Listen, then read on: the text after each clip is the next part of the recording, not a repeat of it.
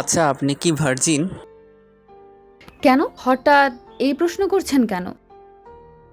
আমি আমার বউকে প্রশ্ন করতে পারি না নাকি আপনার উত্তর দিতে সংকোচ লাগছে? না মানে আসলে আপনার সংকোচ আছে মানে আপনার মধ্যে কোনো সমস্যা আছে। বিয়ের আগে বয়ফ্রেন্ডের সাথে কিছু করেছেন, তাই না? যার জন্য এখনও উত্তর দিতেই এরকম লজ্জা পাচ্ছেন। লজ্জা পাওয়ার কি আছে? যেটা সত্যি সেটাই বলে দেন। আপনার কি মনে হলো আমি কথা বলতে পারছি না তার মানে এই না যে আপনি যেটা বলেছেন সেটাই সত্যি হয়েছে? তাহলে কথা বলতে চেয়ে এত তোলাচ্ছেন কেন? আর এত সংকোচ করছেন কেন? স্বামীর মুখ থেকে এমন কোনো কথা শুনে খুব খারাপ লাগলো, তারপরও চুপ করে রইলাম।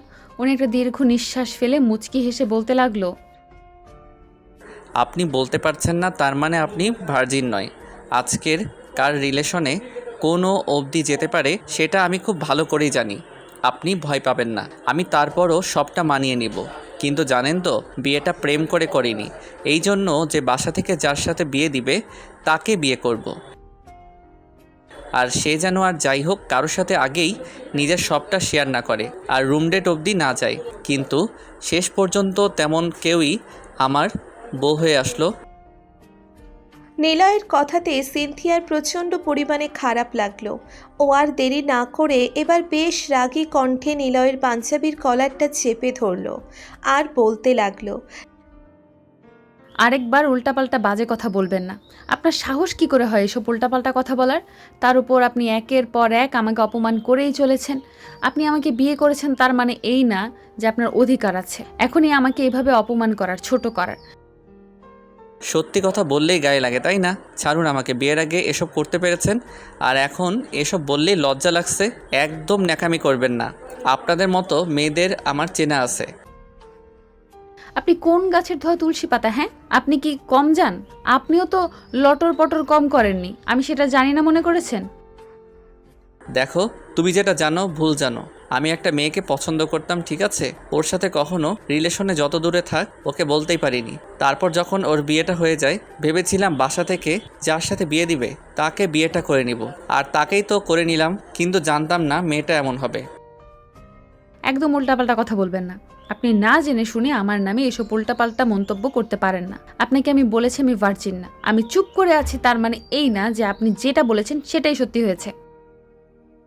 তাহলে বলছেন না কেন? আর এমন করে রিয়াক্ট করার কি আছে? আমি কি এটা জিজ্ঞেস করতে পারি না? নাকি আমার জানার অধিকার নেই? আপনি যেমন করে বললেন তাতে মনে হয় আমিও এই অধিকারটা হারিয়ে ফেলেছি।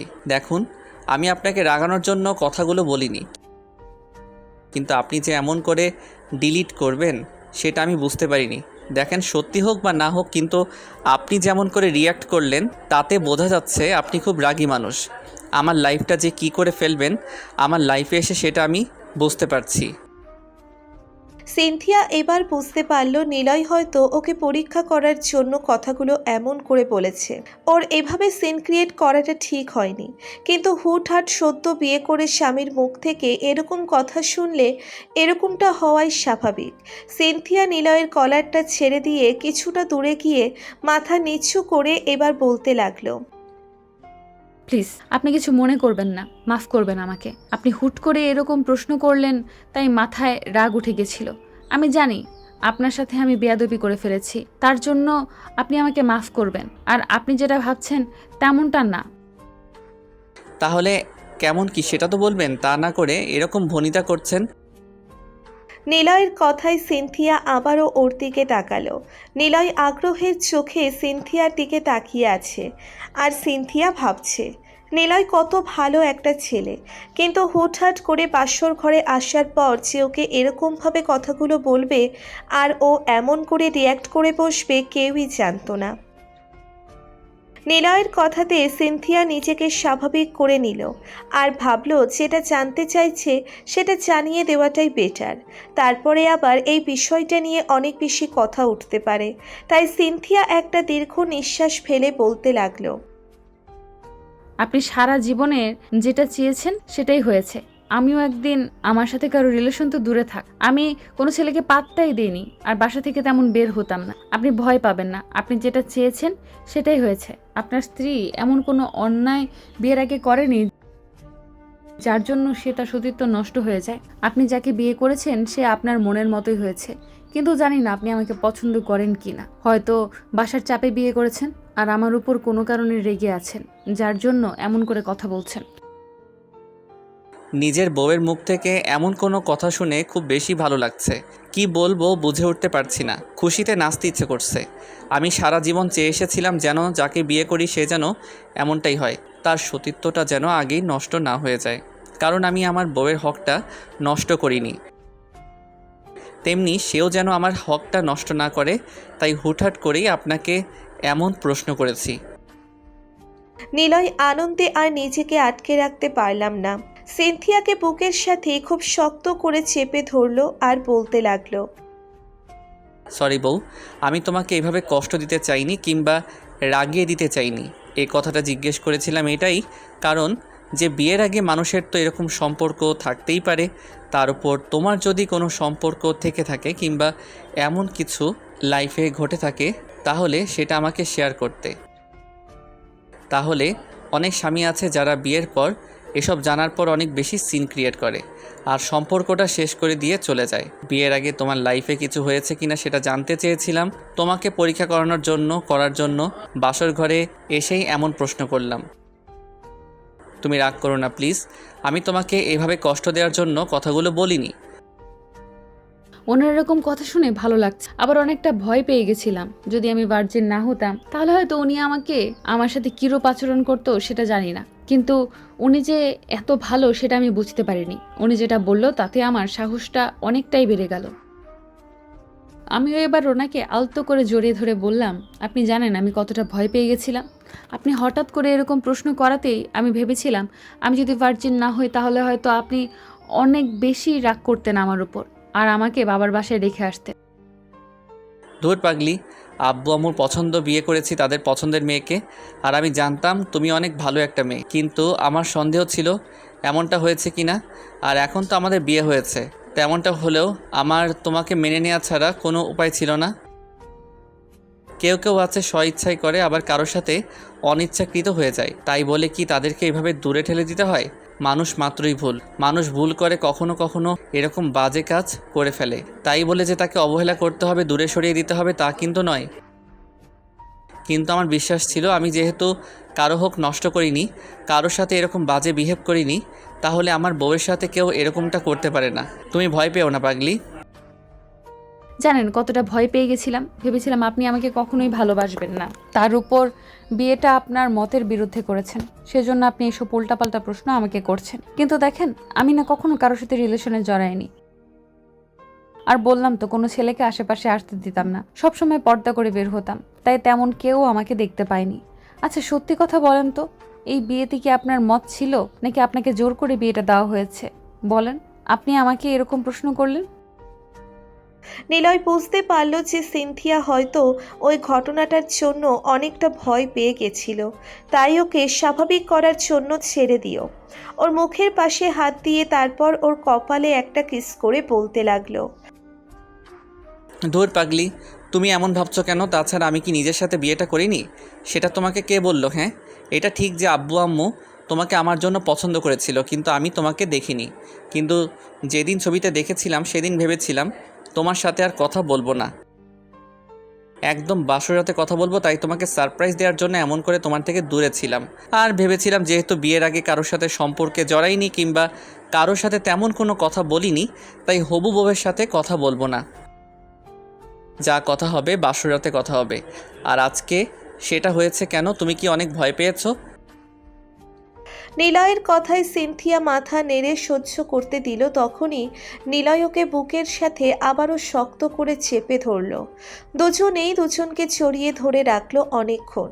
সিনথিয়া জানতো না যে ওর বরটা এতটা ভালো হবে, তার উপর ওকে এত বেশি ভালোবাসবে। সিনথিয়া বুঝতে পারছে হুটহাট করে ভালোবাসাটা তো হওয়া সম্ভব না, কিন্তু ওকে ঠিকই একটা সময় অনেক বেশি ভালোবাসবে।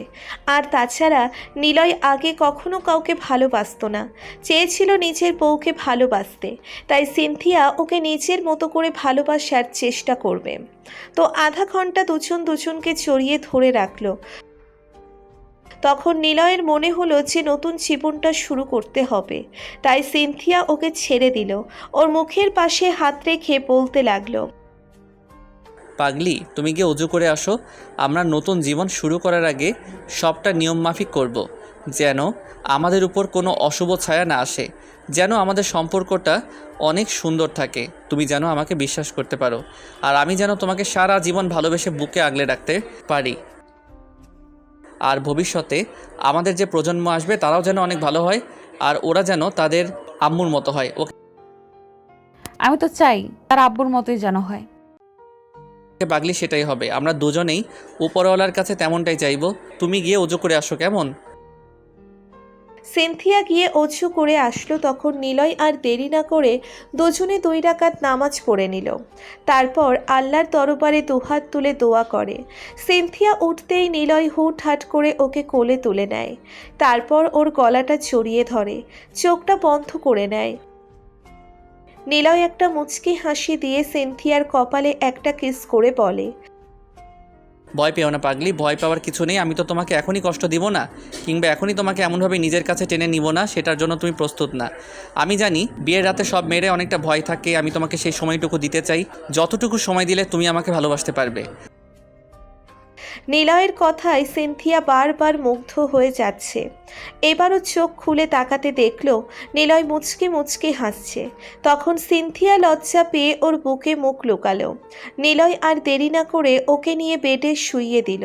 তখন সিনথিয়া শুয়ে পড়তেই ও নিচে থেকে এসে নিলয়ের বুকে মাথা রাখল। তারপর নিলয় ওকে আলতো করে জড়িয়ে ধরে, ওর মাথায় হাত বুলিয়ে দিয়ে বলতে লাগলো, আছে, শোনো, রাত অনেক হয়েছে, তুমি এখন ঘুমিয়ে পড়ো। আমি তোমার মাথায় হাত বুলিয়ে দিচ্ছি, কেমন? আর তোমার যা ইচ্ছা আছে কালকে শুনবো। আর আজকে অনেক ধকল গেছে, সেটা আমি খুব ভালো করেই জানি। তুমি সারাদিন কতটা টেনশনের মধ্যে ছিলে আমি জানি। তুমি ভয় পেও না, আমি তোমার মতো করেই তোমাকে ভালোবাসার চেষ্টা করব। তুমি যদি ভেবে থাকো আর 10টা স্বামীর মতো আমি তোমাকে জোর করব আজকে সবটাই তোমার সাথে করব, তাহলে সেটা ভুল।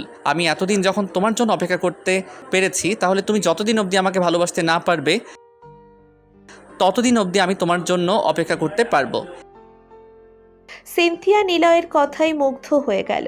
এবার ওর মুখটা তুলল আর দেখল সিনথিয়ার চোখে পানি টলমল করছে। তখন নিলয় ওকে বুকের সাথে খুব শক্ত করে চেপে ধরে বলল, এই পাগলি, কী হয়েছে? তুমি কান্না করতেছো কেন বলো আমাকে? আমি অজান্তে তোমাকে কষ্ট দিয়ে ফেলেছি, তাই না? তখনকার কথার জন্য তুমি অনেক রাগ করে আছো। দেখো প্লিজ, রাগ করো না। আমি তো কথাগুলো তেমনভাবে বলতে চাইনি, কিন্তু তোমাকে পরীক্ষা করার জন্য বলেছিলাম। তার জন্য যে তুমি এত কষ্ট পাবে সেটা আমি জানতাম না। প্লিজ কান্না করো না। কেউ কাউকে না দেখেই হুটহাট করে প্রথমবার বউ হওয়া, তুই এত বেশি ভালোবাসতে পারে, তার প্রতি এত ভালোবাসাটা ফুটিয়ে তুলতে পারে, আপনি আমার লাইফে না আসলে সেটা বুঝতে পারতাম না। এখন বুঝতে পারছি যে হুটহাট করে অ্যারেঞ্জ ম্যারেজ করলেও তাকে ভালোবাসা যায়। আর আজকে আপনার কথাতেই আমি আপনার প্রেমে পড়ে গেছি। হয়তো আপনার মতো করে ভালোবাসতে অনেক বেশি সময় লাগবে, কিন্তু আমি আপনাকে অনেক বেশি ভালোবেসে ফেলেছি, জানেন তো। কথাটা বোঝাতে হয়তো পারবো না, কিন্তু আমার মনে হচ্ছে আপনাকে একটু সময়ের মধ্যেই ভালোবেসে ফেলেছি। তাহলে আর কি, আমিও চেষ্টা করব তোমাকে ভালোবাসার। কিন্তু শোনো, আমি জানি তুমি কতটা ভয় পেয়ে গেছিলে তখন, আর তুমি আমার ওই কথাটি অনেক কষ্ট পেয়েছো, তাই না? আরে বাবা না, আমি বুঝতে পারলাম ওইটা আপনি আমাকে পরীক্ষা করার জন্য বলেছেন। আর আপনার জানার অধিকার ছিল আমি ভার্জিন কিনা। প্রত্যেকটা মেয়েরই উচিত তার স্বামীর জন্য তার সব ভালোবাসাটাকে জমিয়ে রাখা, নিজেকে ধরে রাখার। কিন্তু আমি তো আপনার কথাটি বুঝতে পেরেছি। মেয়েরা কারোর মায়ায় পড়ে, মিথ্যের ভালোবাসায় পড়ে হুটহাট করে তার সবটা দিয়ে দিতেও দুবার ভাববে না। তাই হয়তো আপনি আমাকে এমন করে বলেছেন। আমি কষ্ট পাইনি, জানেন তো। আর আপনার কথায় মুগ্ধ হয়েছি। আপনি সব সময় আমাকে এমন করে ভালোবাসবেন। তাহলে এইভাবে কান্না করতেছো কেন? আরে বাবা, খুশিতে চোখে জল চলে আসছে। আপনি কি খুশির কান্নাটাও বুঝতে পারেন না? আর কোনটা আনন্দের কান্না সেটা বোঝার চেষ্টাই করতেছেন না। আপনি বুঝতেছেন আমি নাকি কষ্ট পেয়েছি। আমি একটুও কষ্ট পাইনি, কিন্তু আপনার কথাতে ভয় পেয়ে গেছিলাম। দেখেন, আমি সত্যিই কষ্ট পাইনি। আচ্ছা ঠিক আছে, আর আমিও চেষ্টা করব আমার কিউট বউটাকে কখনো কষ্ট না দেওয়ার। এখন ঘুমাও তো। কেন ঘুমাবো? আপনি আমাকে আজকে আদর না করলে কিন্তু আপনাকে নিয়ে আমি যত স্বপ্ন ছিল সেটা তো শুনতে পারেন, তাই না? আচ্ছা শুনবো, এখন বলো কি বলতে চাও। আগে বলেন, আপনি সব সময় আমাকে এমন করে ভালোবাসবেন? কখনো ভুলে যাবেন না, দূরে সরিয়ে দিবেন না। আমি যদি আপনার উপর রাগও করে থাকি, অভিমান করেও দূরে সরিয়ে যাওয়ার চেষ্টা করি, আপনি আমাকে জোর করে কাছে টেনে নিয়ে বুকের সাথে খুব শক্ত করে চেপে ধরবেন। তাহলে দেখবেন আমার রাগ অভিমানটা কমে গেছে। আমি আর আপনার থেকে দূরে যেতে পারি না। আচ্ছা ঠিক আছে, এখন থেকে আমার পাগলিটাকে অনেক বেশি ভালোবাসবো। তুমি আমাকে বলে দিয়েছো, আমি তেমনটা করেই তোমাকে ভালোবাসার চেষ্টা করব। নিলয় সিনথিয়াকে আরো শক্ত করে বুকের সাথে চেপে ধরল। সিনথিয়া পরম আবেশে চোখ জোড়া বন্ধ করে নিল। তো ভালো থাক ভালোবাসা।